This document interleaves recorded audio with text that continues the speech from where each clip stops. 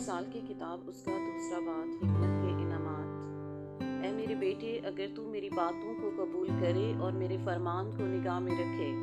ऐसा कि तू हिकमत की तरफ कान लगाए और फहम से दिल लगाए, बल्कि अगर तू अक्ल को पुकारे और फहम के लिए आवाज़ बुलंद करे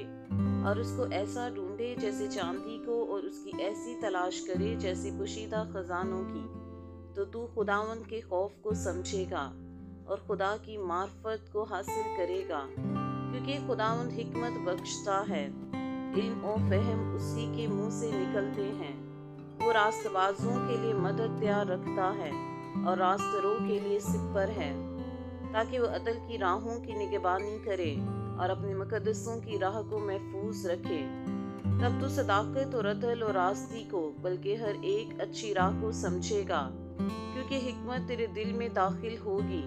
और इल्म तेरी जान को मरगूब होगा। तमीज़ तेरी निगहबान होगी, फहम तेरी हिफाजत करेगा, ताकि तुझे शरीर की राह से और कचगो से बचाए, जो रास्तबाजी की राह को तर्क करते हैं, ताकि तारीकी की राहों में चलें, जो बदकारी से खुश होते हैं और शरारत की कचरवी में खुश रहते हैं, जिनकी रविशें नाहमवार और जिनकी राहें टेढ़ी हैं, ताकि तुझे बेगाना औरत से बचाएं, यानी चिकनी चीड़ी बातें करने वाली बुराई औरत से, जो अपनी जवानी के साथी को छोड़ देती और अपने खुदा के अहद को भूल जाती है, क्योंकि उसका घर मौत की अतराई पर है और उसकी राहें पाताल को जाती हैं। जो कोई उसके पास जाता है वापस नहीं आता और जिंदगी की राहों तक नहीं पहुंचता,